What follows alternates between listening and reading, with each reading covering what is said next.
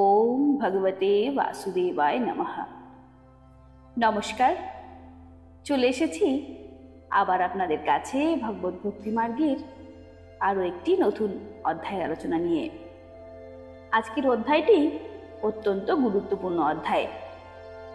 আপনারা যখনই নিজেদেরকে অসুরক্ষিত মনে করবেন, সঙ্গে সঙ্গে এই নারায়ণ কবচের উপদেশ পড়তে থাকবেন বা শুনতে থাকবেন। তাহলে নিশ্চয়ই বুঝতেই পেরেছেন আজকের আলোচনাটি কোন বিষয়ের উপর। তাহলে চলুন আর দেরি না করে আজকের অধ্যায় শুনে নেওয়া যাক।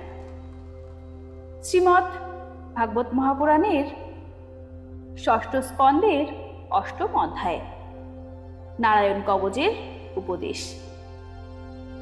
মহারাজ পরীক্ষিত প্রশ্ন করলেন, ভগবান যে নারায়ণ কবচ রূপ বিদ্যার দ্বারা সুরক্ষিত হয়ে দেবরাজ ইন্দ্র অবলীলাক্রমে শত্রুপক্ষের চতুরঙ্গিনী সৈন্যবাহিনীকে পরাজিত করে তৈলোক্যের ঐশ্বর্য ভোগ করেছেন, সেই কবচটির স্বরূপ তথা দেবরাজ ইন্দ্র তার দ্বারা রক্ষিত হয়ে কিরূপে যুদ্ধে উদ্ধতাস্ত্র শত্রুগণকে জয় করেছিল সেসব আমাকে বলুন।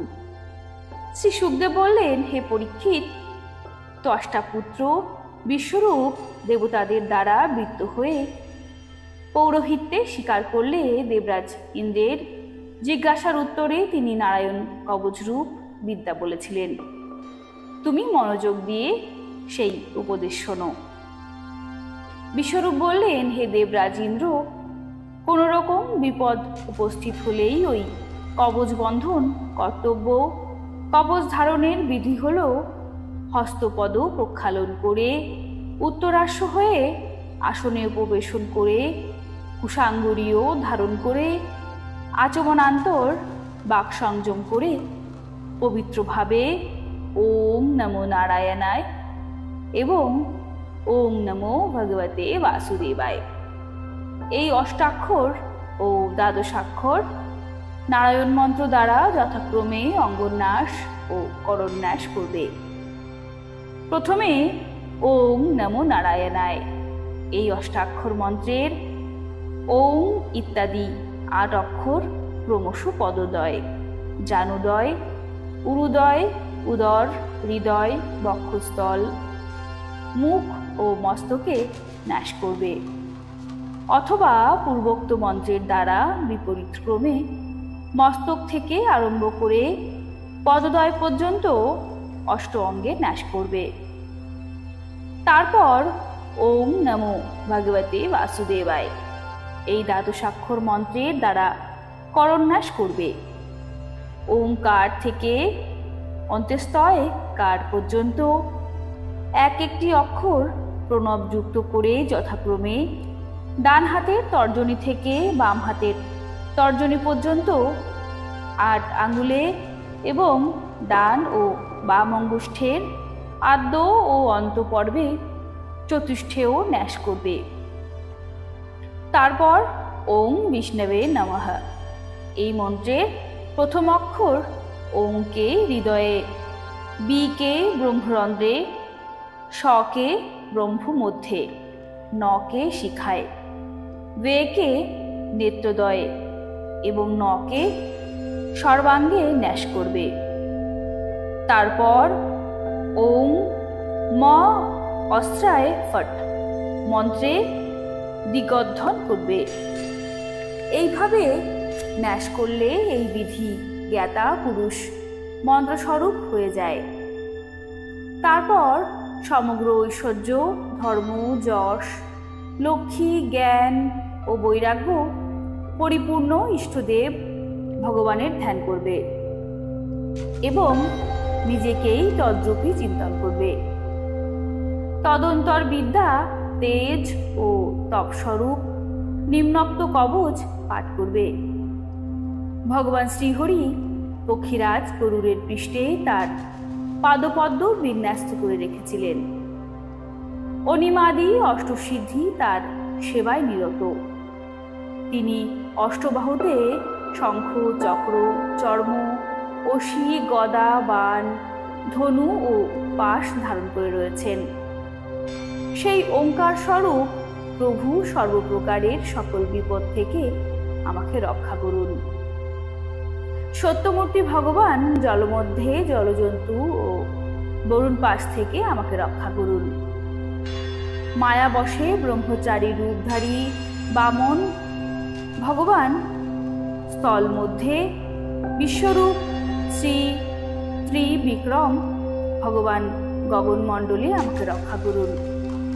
যার বিশাল অট্টহাস্যের ধ্বনিতে চতুর্দিক প্রতিধ্বনিত হয়ে গর্ভবতী দৈত্যপত্নীদের গর্ভপাত ঘটিয়েছিল, সেই অসুরাধিপতির শত্রু ভগবান নৃসিংহ অগ্নি পরিবৃত্ত প্রদেশ, অরণ্য ও যুদ্ধক্ষেত্রাদি সংকট স্থানে আমাকে রক্ষা করুন। স্বীয় দ্রংষ্টার দ্বারা পৃথিবীকে ধারণকারী যজ্ঞমূর্তি বরাহ ভগবান পথিমধ্যে, যমদগ্নিপুত্র পরশুরাম পর্বত শিখরে এবং লক্ষণের সাথে ভরতের জ্যেষ্ঠ ভ্রাতা ভগবান শ্রীরাম প্রবাসে আমাকে রক্ষা করুন। ভগবান নারায়ণ মারণ মোহনাদি ভয়ঙ্কর অভিচারাদি এবং সর্বপ্রকার অবধানাদি দোষ থেকে আমাকে রক্ষা করুন। ঋষিশ্রেষ্ঠ নর গর্ব থেকে, যোগীশ্বর ভগবান দত্তাত্রেয় যোগ ভ্রংশ থেকে এবং ত্রিগুণাধিপতি ভগবান কপিল কর্মবন্ধন থেকে আমাকে রক্ষা করুন। পরমহর্ষি সনত কুমার কামবেগ থেকে, হয়গ্রীব ভগবান পথ চলার সময় দেববিগ্রহের বিনা প্রণামে চলে যাওয়ার ফলে দেবাজ্ঞার অপরাধ থেকে, দেবর্ষি নারদ দাতৃংশত সেবাপরাধ এবং ভগবান কচ্ছপ সর্বপ্রকার নরক থেকে আমাকে রক্ষা করুন। ভগবান ধন্বন্তরী কুপথ্য থেকে, জিতেন্দ্রীয় ভগবান ঋষভদেব সুখ সুখাদি দ্বন্দ্বজনিত ভয় থেকে, যোগ্য ভগবান লোকাপবাদ, বলরাম মনুষ্কৃত্য কষ্ট এবং ভগবান অনন্তদেব ক্রোধবশ গোপন স্বভাব সর্পকুল থেকে আমাকে রক্ষা করুন। ভগবান শ্রীকৃষ্ণ দ্বৈপায়ন ব্যাসদেব অজ্ঞান থেকে তথা বুদ্ধদেব পাষণ্ড জনচিত অসাবধানতা রূপ দোষ প্রমোদ থেকে আমাকে রক্ষা করুন। ধর্ম রক্ষার্থে মহান অবতার রূপ ধারণকারী ভগবান কল্কি পাপ সংকুল কলিকালের দোষসমূহ থেকে আমাকে রক্ষা করুন। ভগবান কেশব তার গদার দ্বারা প্রাতঃকালে 5 দণ্ড বেলা পর্যন্ত, দিনমানের দ্বিতীয় ভাগে সংঘ পর্যন্ত 6 থেকে 10 দণ্ড বেলা পর্যন্ত, ভগবান গোবিন্দ বেণু ধারণ করে শক্তিধারী নারায়ণ প্রাহান্যে অর্থাৎ দিনমানের তৃতীয় ভাগে 11 দণ্ড বেলা পর্যন্ত এবং মধ্যদিনে অর্থাৎ দিনমানের চতুর্থ ভাগে 16 দণ্ড থেকে 20 দণ্ড বেলা পর্যন্ত ভগবান বিষ্ণু সুদর্শন চক্র দিয়ে আমাকে রক্ষা করুন। সুতীক্ষ্ণ ধনুর্ধারী ভগবান মধুসূদন অপরাহ্নে দিনের তৃতীয় প্রহর বা দিনমানের পঞ্চম ভাগে 21 দণ্ড থেকে 25 দণ্ড বেলা পর্যন্ত আমাকে রক্ষা করুন।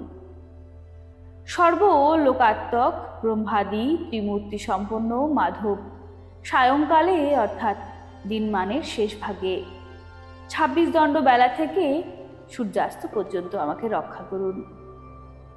আর রাত্রিমানের 6 ভাগের প্রথম ভাগে অর্থাৎ প্রথম 4 দণ্ড সূর্যাস্তের পরে প্রদোষে ঋষিকেশ, অর্ধরাত্রির পূর্বে 5 দণ্ড রাত্রি থেকে 14 দণ্ড রাত্রি পর্যন্ত এবং অর্ধরাত্রির সময় নিশীথে 15 ও 16 দণ্ড রাত্রি পর্যন্ত ভগবান পদ্মনাভ আমাকে রক্ষা করুন। রাত্রির চতুর্ভাগে শেষ রাত্রিতে 17 দণ্ড রাত্রি থেকে অরুণাদয়ের পূর্ব পর্যন্ত শ্রীবৎস চিহ্নধারী শ্রীহরি উষাকালে এবং প্রত্যুষে, অরুণোদয় কালে অসিধর ঈশ জনার্দন, প্রভাতে অর্থাৎ রাত্রিমানের শেষ ভাগে, সূর্যোদয়ের পূর্ব পর্যন্ত শ্রী দামোদর এবং প্রাত ও সায়ং এই দুই সন্ধ্যাকালে কালমূর্তি ভগবান বিশ্বেশ্বর আমায় রক্ষা করুন। হে সুদর্শন, আপনার আকার চক্রের মতো আপনার নেমি অর্থাৎ প্রান্তদেশ কল্পান্তকালীন অননের মতো প্রচণ্ড। আপনি শ্রী ভগবান কর্তৃক প্রেরিত হয়ে চতুর্দিকে পরিভ্রমণ করেন। বায়ু সহায়ক অগ্নি যেমন শুকনো ত্রিগুলমাদি অতি শীঘ্র দগ্ধ করে, সেই রকমই আপনি আমার শত্রু সৈন্যগণকে অতি শীঘ্র দগ্ধ করুন। হে কৌমদাদি গদা, আপনার বিস্ফুলিঙ্গ সমূহের স্পর্শ বজ্রের মতো অসহনীয়। আপনি ভগবান অজিতের প্রিয়, আমি তার সেবক। অতএব আপনি কুষ্মাণ্ড, বিনায়ক, যক্ষ, রাক্ষস, ভূত, প্রেতাদি দুষ্ট গ্রহদের শীঘ্র নিষ্পেরণ করুন এবং আমার শত্রুদের চূর্ণ করুন। হে শঙ্খশ্রেষ্ঠ পাঞ্চজন্য, আপনি শ্রীকৃষ্ণের মুখবায়ুতে পরিপূর্ণিত হয়ে ভয়ঙ্কর নিনাদে আমার শত্রুদের হৃদয় কম্পিত করুন এবং জাতুধান অর্থাৎ রাক্ষস, প্রমোদ, প্রেত, মাতৃকাগণ অর্থাৎ ডাকিনী, পিশাচ তথা ব্রহ্ম রাক্ষসীদের ঘোর দর্শন দুষ্টদের শীঘ্র এখান থেকে বিতাড়িত করুন। হে ভগবানের প্রিয় তলোয়ার, আপনি অতীব তীক্ষ্ণধার, আপনি ভগবৎ কর্তৃক প্রযুক্ত হয়ে আমার শত্রুদের ছিন্ন ভিন্ন করে দিন। হে ভগবানের প্রিয় চর্মল অর্থাৎ ঢাল, আপনি শত চক্রাধার মণ্ডল বিশিষ্ট, আপনি পাপিষ্ট পাপ দৃষ্টি শত্রুদের চোখ ঢেকে দিন এবং চিরকালের জন্য উগ্র দৃষ্টি ওই সকল ব্যক্তির দৃষ্টি উৎপাটন করুন।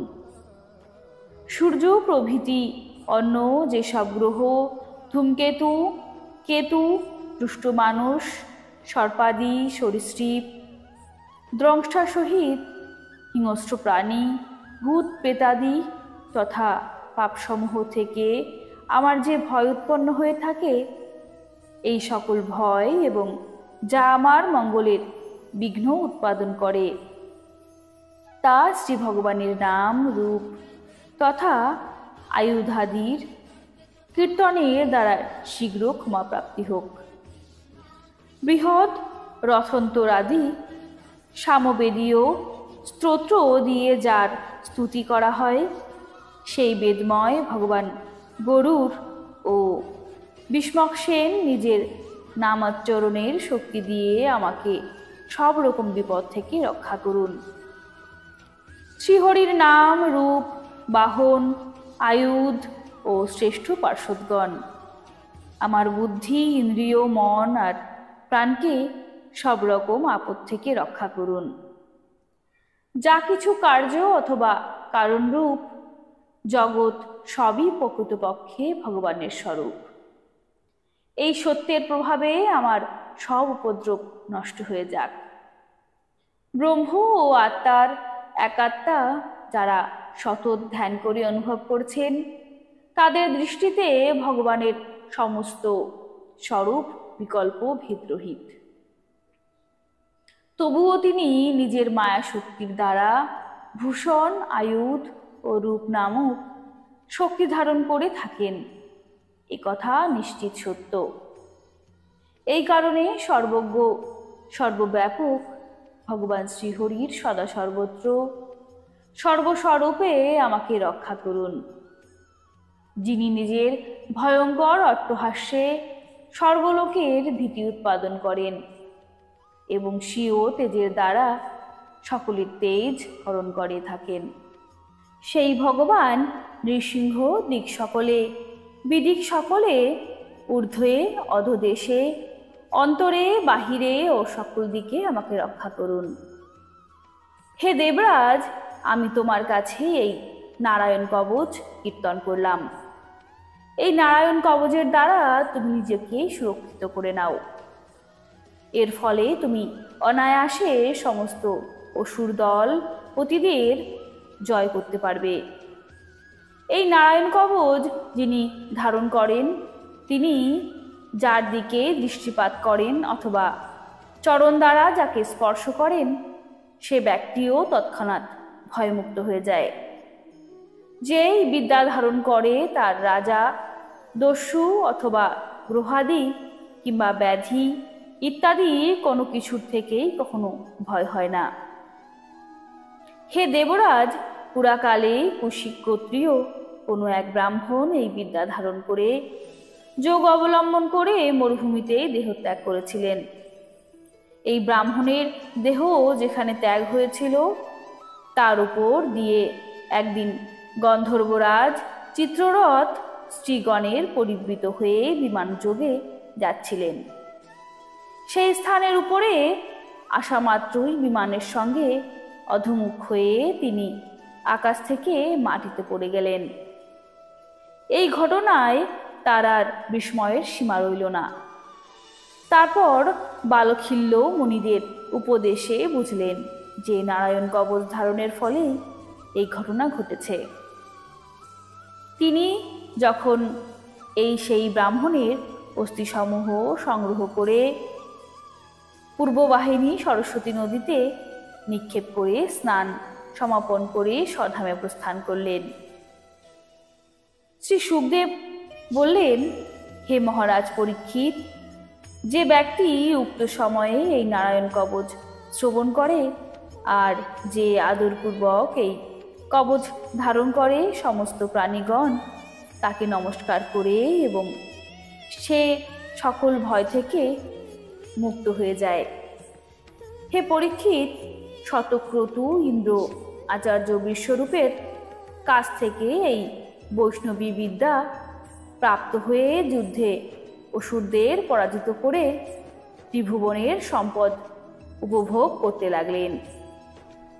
শ্রী মহর্ষি বেদব্যাস প্রণীত পারমহংসী সংহিতা শ্রীমৎ ভাগবত মহাপুরাণের ষষ্ঠ স্কন্ধের নারায়ণ কবচ কথন নামক অষ্টম অধ্যায় এখানে সমাপ্ত হলো।